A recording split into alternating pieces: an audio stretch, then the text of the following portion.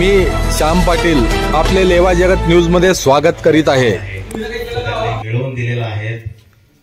सोबत प्युअर ब्लॉगचं कार्य त्यांनी या ठिकाणी दिलेलं आहे आणि खूप खूप धन्यवाद आहे त्यांच्या प्रयत्नांना, कारण ते प्रयत्न करत आहेत परंतु केव्हा प्रयत्नांना यश येतं केव्हा येत नाही, म्हणून रस्त्याचे पण प्रयत्न आहेत तर नक्कीच ते पूर्ण करतील, कारण तेही त्याच रस्त्याने या ठिकाणी आलेले आहेत। आणि सर्वात आधीचा जो रस्ता होता तो माननीय स्वर्गवासी हरिभाऊ जावडे यांच्या प्रयत्नाने या ठिकाणी झालेला होता, तर पुढे सुद्धा ते प्रयत्नशील आहेतच, तर पुढच्या उत्सवापर्यंत रस्ता आपल्याला मिळेल अशी आपण अपेक्षा तरी करूया।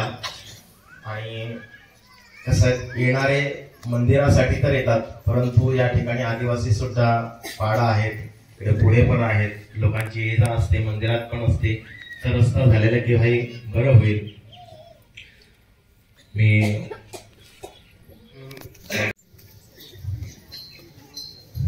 तसेच आपले प्रिय आमदार श्रीदादा चौधरी यांचे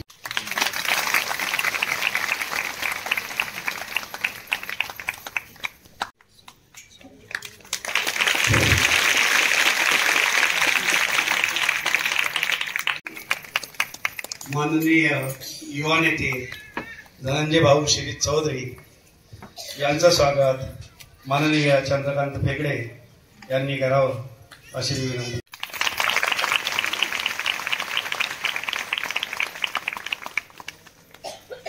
आम्ही खुर्च्यांवरती बसलोय, तुम्ही खाली बसलेला आहात, पायांना मुंग्या वगैरे पण आलेले असतील तर थोडी साखर असली तर टाकून द्या खाली, उतरून जातील खाली। तसेच विलास भाऊ चौधरी यांचे स्वागत माननीय चालवणारे स्वरूपानंद त्यांचं वर्णन पंत महाराज आपल्या सद्गुरूंचं एका पदात करतात। भक्ती मद देई मद देई देई भक्ती मद देई मद देई मागणे आणि नाही नाही मागणे आणि नाही नाही मागणे आणि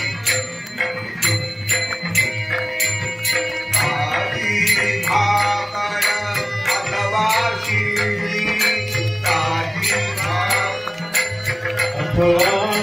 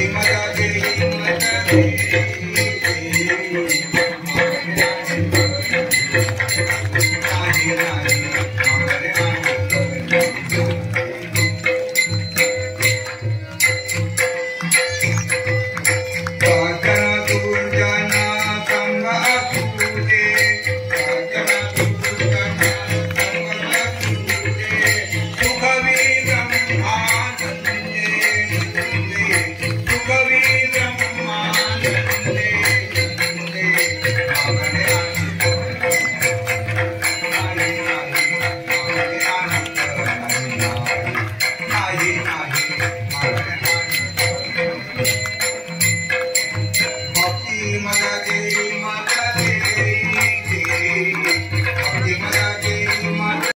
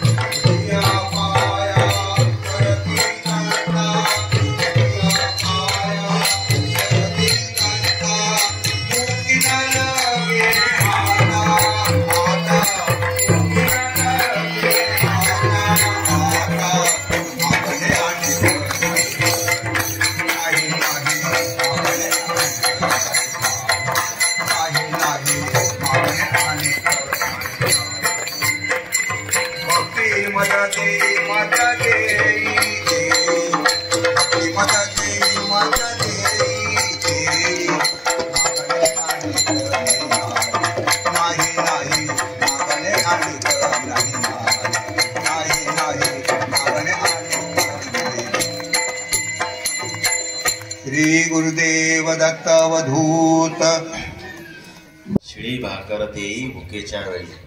महाराजांनी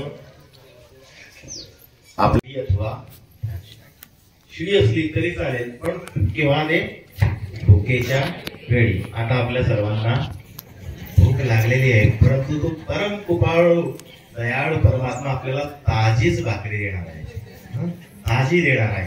त्याची कृपा आहे आणि आपल्या भक्तीचा तो प्रभाव आहे, श्रद्धेचा तो प्रभाव आहे. तर अशा प्रकारे भगवंत हा देणारा आहे, परंतु आवड कशाची पाहिजे? भक्तीची, जी आपल्यामध्ये आहे ती सर्वांमध्ये विराजमान आहेत. म्हणून तर आपण इथे आला, नाहीतर आले नसते. जे नाही या ठिकाणी आलेले त्यांच्यासाठी आहे, त्यांना भक्तीची आवड नाही आहे, परंतु तो परमात्मा त्यांची सुद्धा व्यवस्था करतोय. त्यांची व्यवस्था असं करतोय की वेळेवरती त्यांना असं वाटतं आपल्याला ताजी नाही, बांधून ठेवावं, खूप मोठं मागे बांधून ठेवावं, जेणेकरून आपल्या त्या 7 पिढ्यांना उपयोगात येईल. एवढा सर्वांचा सांगितलं महाराजांनी. खूप आटापिटा करताय प्रत्येक जण की आपण जीवनामध्ये खूप संपत्ती कमवावी, खूप मोठं व्हावं. व्हायला हरकत नाही, संपत्ती कमवायला हरकत नाही, परंतु ती संपत्ती सुद्धा शुद्ध करणं गरजेचं असतं. जसं महाराजांनी सांगितलं की आपल्याला संपत्ती मिळाली तर त्यातला काहीतरी वाटा जर आपण दान धर्मामध्ये केला, असं नाही की तुम्ही श्री क्षेत्रीच द्या, जिथे आपली श्रद्धा असेल तिथे जरी आपण तो दान धर्म केला तर आपलं धन काय होतं? शुद्धी होते, धनाची शुद्धी होते. दिल्याने धनाची शुद्धी होते. आणि मनाची शुद्धी कशाने होते? भक्तीने. भक्ती मज देई, भक्ती मज देई. भक्तीने मनाची शुद्धी होते आणि धनाची शुद्धी दानाने होते. म्हणून प्रत्येक गावोगावी आम्ही भिक्षा फेरी करत असतो. महाराजांचा संस्कार आहे. परमपूज्य बापट महाराज, परमपूज्य योगानंद महाराज, सहजानंद महाराज, सर्व आमचे गुरुवर्य भिक्षा फेरीच्या निमित्ताने जवळजवळ 60 वर्षापासून भिक्षा फेरी आपल्या प्रत्येकाच्या दारोदारी येते आहे. आणि ही परंपरा महाराजांनी लावून दिलेली आहे. याचं कारण असं आहे की जो जगाचा मालक भगवान दत्तात्रय त्यांनी कक्षी जोडी घेतलेली आहे. तो तर परमात्मा आहे, त्याला कशाचीही कमी नव्हती, तरी सुद्धा काय केलं? जोडी घेतली. कोणासाठी जोडी घेतली? आपल्या भक्तांसाठी. कारण काय आहे? भक्तांना आसक्ती होऊन जाईल, ते जमा करून ठेवतील आणि ते जमा करतील. म्हणून भगवंतांनी जोडी घेतली की तुम्ही थोडं थोडं माझ्या जोडीवर टाका, जेणेकरून तुमची आसक्ती कमी होईल, तुमच्या व्याधी कमी होतील, तुमचं दुःख कमी होईल. आणि म्हणून भगवंतांनी जोडी घेतली आणि जोडी घेऊन भिक्षाटन त्या ठिकाणी महाराजांनी केलेला आहे. आणि तोच परंपरा दत्त महाराजांची, परमपूज्य महाराजांनी आजपर्यंत सोपवलेली आहे. आणि भिक्षा फेरी करणं म्हणजे एकट्याचं काम नाही. आजच्या कलियुगामध्ये, सत्ययुगामध्ये, द्वापारामध्ये ठीक होतं, तेव्हा संतांची उपमाच वेगळी होती. अर्थात तेव्हाही काहीतरी असे भोंदू साधू होते की ते भोंदूगिरी करत होते. आताही तोच प्रकार आहे. त्यामध्ये जे सत्य आहे त्याचं सुद्धा त्या ठिकाणी मरण होत आहे. म्हणून सर्वांच्या संगतीने, म्हणजे संपूर्ण श्री क्षेत्री असलेले जुडलेले भक्त, सर्व कार्यकारी मंडळ आणि सर्व प्रेम असलेले व्यक्ती, ज्यांचा काही संबंध नाही आहे परंतु प्रेमाखातीर सुद्धा ते भिक्षा फेरीमध्ये येत असतात आणि जोडत असतात. ते रामरायाचे आहे, त्यांच्याकडे लक्ष देऊ नका. ते प्रतिष्ठेच्या इथून 3 दिवस झाले इथे विराजमान आहे. आतापर्यंत एकही या ठिकाणी हनुमानजी आलेले नव्हते. ते 3 दिवसापासून एकही मुक्कामी आहे. तर हे आपल्याला एक मोठी प्रचिती दिलेली आहे भगवंतांनी की इथे ते विराजमान झाले. त्याचं आतापर्यंत नाही कधी झाले नाही.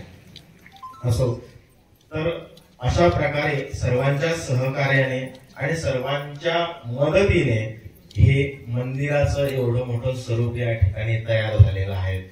सर्वांचे महाराजांनी सांगितलं की महाराज तुम्ही अजून पोहोचा, लोकांपर्यंत भक्तांपर्यंत पोहोचा. परंतु माझे सद्गुरू माऊलीशी, भगवान दत्तात्रय माऊलीशी आहेत की जाण्याचं फार कमी लोकांकडे जावं लागलं. तर या ठिकाणी भगवंताच्या कृपेने फुलाची पाकळी येत आहे आणि लोक देत आहेत.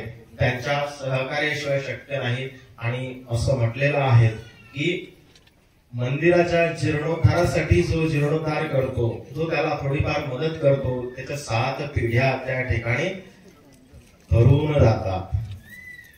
मग असं नाहीये, मी आधीपासून म्हणतो, महाराज म्हणतात की तुम्ही सांगत नाही, कमी सांगतात, कारण ते निरोप सगळे विजून नेते यांच्या माध्यमातून त्यांच्यापर्यंत पोहोचत असावे. आणि तसे तर ते अंतर्यामी पण आहे, तो काही विषय नाही. पण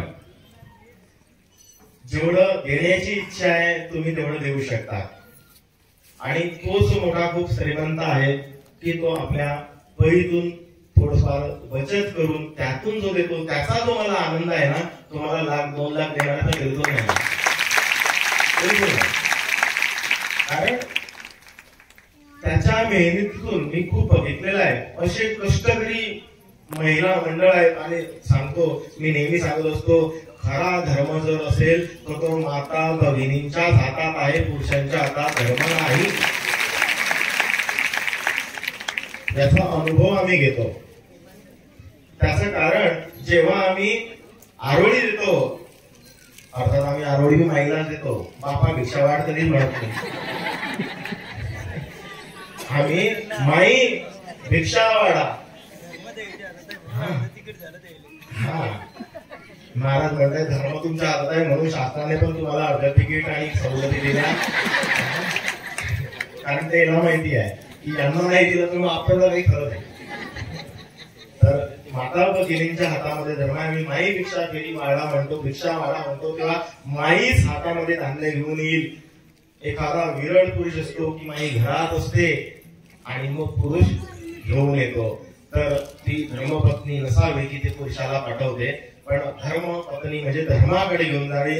तुमचा संसार, तुमचा गृहस्थाश्रम जर खऱ्या अर्थाने धर्म चालवणारे असेल तर ती आहेत माता भगिनी. त्याच हा धर्म चालवत आहेत.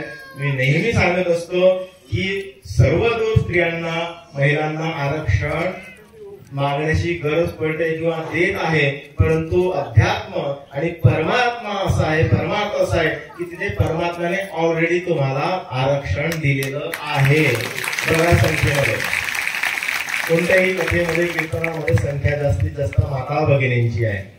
आणि कारण घरचे काम सगळे पुरुषांना सांभाळावे लागतात म्हणून. आणि तो काळ काही दूर नाही की ती येणार आहे जोर. तो काळ जर संस्कृती धीरे धीरे नष्ट व्हायला लागली तर तो काळ जवळ येणार आहे की पुरुष मंडळ काय करतील आणि महिला कामावरती जातील. तो काळ जवळ येणार आहे. परंतु मायबाप हो, मला एकच विनंती आहे, जरी तुम्ही, आम्ही सर्व लोक आपल्या आई वडिलांना, आपल्या पूर्वजांना बघा. आज जी भगिनी ड्युटीला जाते, दोघं आपल्याकडे फार कमी आहे. बाहेरच्या म्हणजे मुंबई, पुणे, नाशिक इथे दोघं ड्युटीला आहे. त्यांना घरामध्ये वेळ नसतो. परंतु वेळ नसतो, ड्युटीवरून थकून भागून आलेले असतात. त्यामुळे त्यांना ती करण्याची इच्छा येत नाही. मग डबा येतो आणि त्या डब्याचं जेवण आपण जेवतोय. पण त्या डब्याच्या जेवणामध्ये जर कोणीतरी घरगुती करणार असतो तर ठीक आहे, एखाद्या हॉटेलातून वगैरे मागितलं तर ती चविष्ट खाण्याची सवय पडून जाईल आणि त्यानंतर आपलं शरीर स्वस्थ बिघडून जाईल. तर त्याकरिता आपले पूर्वज आई वडील आजोबा पंजोबा बघा दोघं कामं करायचे. म्हणजे असं नाही की तुम्ही ड्युटीला जाता म्हणून शेतामध्ये माता भगिनी जात नाही का. सकाळी उठून आपण 4 वाजेला उठून आंघोळ वगैरे सर्व करून मग भाकरी बांधून नवऱ्याचा डबा मुलाचं जेवण सगळं करून आई कुठे जाते, शेतात जाते. आणि पुन्हा घरी आल्यानंतर ती घरची कामं करते. पुरुष मंडळी हात लावत होते का घराला, नाही लावत होते. करत होती ना तेव्हा पण माता भगिनी त्या ठिकाणी कार्य करत होती ना. म्हणजे ड्युटी तेव्हा होती. शेतीचं काम म्हणजे ड्युटी नाही का, शारीरिक कष्ट ड्युटी नाही का. पण तेवढं काम ड्युटी करून सुद्धा माता भगिनी आपल्याकडे कार्य करत होती. तर आता त्यांच्याकडे बघा की आपल्या सासा अजल सासा आई आईची आई हे कार्य करत होती. तर आपण ड्युटी करून सुद्धा घरातलं काम करायला पाहिजे, त्यांच्याकडे बघायचं. आणि म्हणून मग जर असं केलं तर आपली संस्कृती टिकेल, अन्यथा आपली संस्कृती टिकणार नाही. धीरे धीरे सगळं जग बदलेल आणि ते बदलण्यापासून तर कोणी वाचवू शकत नाही. तर संत महात्मे या ठिकाणी प्रयत्न करतील. कारण तुम्ही म्हणसाल तुम्ही जेवढे बसले तेवढे सगळे फक्त मंडप बघणारे आहे, तुम्हाला त्यातला अनुभव नाही. परंतु आम्हाला अनुभव तुमच्याकडूनच प्राप्त होतो. तुम्हीच तुमचे घराणे घेऊन आमच्या जवळ येतात आणि त्यातून आम्हाला समजतं की अशा परिस्थितीमध्ये असा त्रास होतोय. तर मायबाप हो, ह्यासाठी आपली संस्कृती वाचवण्यासाठी आपण धर्म कार्य आणि पूर्वजांचा अनुभव सोबत घ्या. पूर्वजांचा अनुभव सोबत घेण्यासाठी आपल्याला पूर्वज काय लागतील, सोबत लागतील. ते ठेवण्याची कोणीची इच्छा आता राहिलेली नाही. त्यांना जर सोबत ठेवलं तर त्यांचे अनुभव आपल्याला प्राप्त होतील. परंतु आपल्या सोबत नाही, त्यामुळे आपल्याला ते अनुभव यदा कदाचित मिळणार नाही. आणि ते आपल्याला जर मिळाले नाही तर आपल्या मुलाबाळांना सुद्धा मिळणार नाही. आणि जी गत आपण त्यांची करतोय तीच गत आपली पुढे होणार आहे. असो तर हे सर्व जे कार्य आहेत हे सर्वांच्या आशीर्वादाने, संत महात्म्यांच्या आशीर्वादाने आणि आपल्या सर्वांच्या सहकार्याने पूर्ण होत आहेत. सद्गुरूंची असीम कृपा या ठिकाणी आहे. प्रत्येकाला इथे आल्यानंतर अनुभूती या ठिकाणी येते आहेत. कारण भगवान दत्तात्रयांचं असं आहे, दत्त म्हणजे दिलं. जो ज्या भावनेने भगवंताला स्मरण करेल त्या भावनेने भगवंत संतुष्ट होत असतो. पंत महाराज सांगताय, तो जो जसा मला भजतो त्या सगळी तसाच रे पावतो. जो मला ज्या भावनेनं बसेल त्याला मी तसाच पावणार आहे. आणि ज्याला काही इच्छा आहे तर त्याला मिळेल, परंतु भगवंताची प्राप्ती नाही होणार. त्याला संसाराची प्राप्ती होईल, त्याला अध्यात्माची प्राप्ती होणार नाही. तर दोघी गोष्टी आपल्याला पूर्ण करून घ्यायच्या आहेत. अध्यात्म, कारण संत संघाशिवाय सद्गुरू शिवाय तर उपाय नाही. सद्गुरू आपल्याला मार्ग दाखवून देतात की कशा प्रकारे तुला आत्मोन्नतीच्या मार्गावरती जायचं आहे, कसं तुला आत्मोन्नतीकडे चढायचं आहे. तेव्हा आपल्या पंचतत्वाच्या ध्येयाचा आपल्याला विसर पडून सर्वांच्या हृदयामध्ये चेतन स्वरूपाने असलेल्या परमात्म्याकडे आपल्याला सहजतेने जाता येतं आणि त्या ठिकाणीच आपण नतमस्तक होऊ शकतो. वेळ खूप झालेला आहे, परंतु काही अपूर्णता आहे. कारण संतांनी तर या ठिकाणी उद्बोधन केलं, सर्वांना आशीर्वाद पण दिलेले आहेत. तर त्यासोबत श्री क्षेत्र डोंगरदेव येथे दत्त मंदिर देवस्थानासाठी या उत्सवासाठी उपस्थित आणि आपल्या सर्वांचे मार्गदर्शक, आपल्या सर्वांवरती ज्यांचा आशीर्वाद आहे असे स्वामी स्वरूपानंदजी महाराज, त्यांच्या समवेत मंचावरती उपस्थित आमचे कैसपूरचे आदरणीय पवनकुमारदासजी महाराज, खिर्डीचे आमचे मार्गदर्शक, त्यांचा आशीर्वाद सदैव असतो असे दुर्गादास महाराज नेते, मंचावरती उपस्थित मालोदचे आमचे आदरणीय स्वामीजी आणि उपस्थित सर्व भाविक भक्तांनी. आपल्या डोंगरल्या क्षेत्रामध्ये एक धर्माचं काम म्हणजे एक आदिवासी खेळ म्हटलं तर वावगं नाही, पण आदिवासी खेळामध्ये धर्माची संस्कृती आपल्या लेवा पाटीदार समाज व इतर समाज जेवढे समाज यांची आस्था या मंदिराशी कायम असते आणि त्या आस्थेला चालना देणारा व्यक्ती तसं आपण महाराजांकडे पाहतो. महाराजांनी या मंदिरासाठी सातत्याने कामं करून मोठे मोठे कार्यक्रम घेऊन धर्माप्रती मोठी मोठी जनजागृती करून म्हणजे अक्षरशः मला आठवतं 2-3 आठवड्या आधी स्वामीजी घरी आले होते. आई जसं स्वामीजींनी सांगितलं की आता सगळं धर्माची जबाबदारी जी आपल्या मातृभगिनींकडे सोपवली आहे तशाच प्रकारे माझ्या घरी एक तो संकल्प झाला की मी नुकताच उठलो होतो आणि तयार होत होतो आणि माझी आई खाली होती आणि आईचा मला फोन आला की स्वामीजी आले, तू लवकर तयार होऊन खाली आहे. पण मी तयार होईपर्यंत आईनी स्वामीजी त्यांची चर्चा झाली, त्यांनी निमंत्रण दिलं पण काही कारणास्तव आई इकडे येऊ शकल्या नाही. तसं स्वामीजींनी सांगितलंय की धर्माची जी जबाबदारी आहे ती आपल्या मातृभगिनींकडे आहे. ते खरंय, कारण एका घरामध्ये आपल्या मुलाला जर कधी संस्कार द्यायचे असतील तर ते एका आईची जबाबदारी असते आणि त्याला सांभाळून घ्यायची त्या बहिणीची जबाबदारी असते आणि तशाच प्रकारे ही जबाबदारी आपल्या माता भगिनींवरती पडते. पण पुरुषांनी विसरून जाऊ नये की धर्माची रक्षा करणं हे पुरुषांचं काम असतं. हे त्या आशीर्वचनामधून पुरुषांनी समजून घ्यावं असं मला वाटतं स्वामीजींचा एक उद्देश असेल. तरी या उत्सवासाठी उपस्थित आपण सर्व भाविक भक्तांना मी खूप खूप शुभेच्छा देतो. वंदनीय सर्व महाराजींना, स्वामीजींना मी त्यांच्या चरणी नतमस्तक होऊन, दत्त भगवानाच्या चरणी नतमस्तक होऊन या कार्यक्रमाला आपल्या परिसराचे आमदार आदरणीय श्रीदादा चौधरी यांच्यातर्फेही शुभ आशीर्वाद देतो आणि माझे मनोगत संपवतो. धन्यवाद. इथे झाडू मारण्यापासूनची सेवा ते करतायत. म्हणजे मी जे म्हटलं की मला लाख रुपये नको, तर त्या लाख रुपयापेक्षा लाख मोलाची माणसं जी आहेत ती हे आहेत की जी कोणतंही यांचं स्वागत करावं टाळ्यांच्या गजरामध्ये.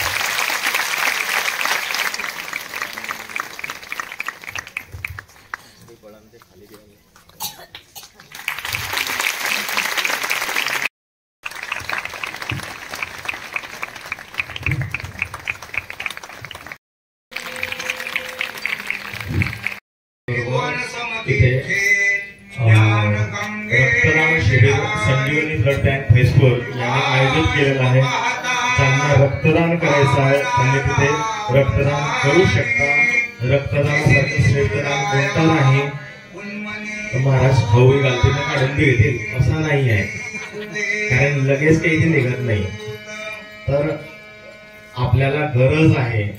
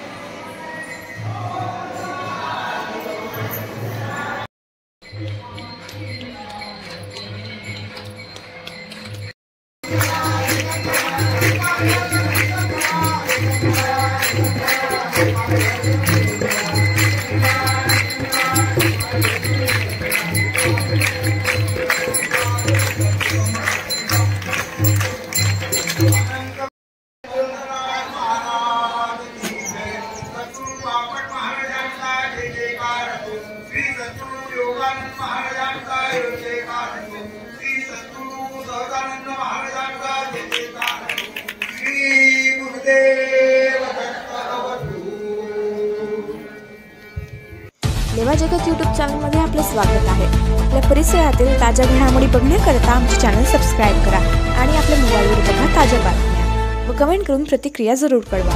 बघत रहा लेवा जगत. धन्यवाद.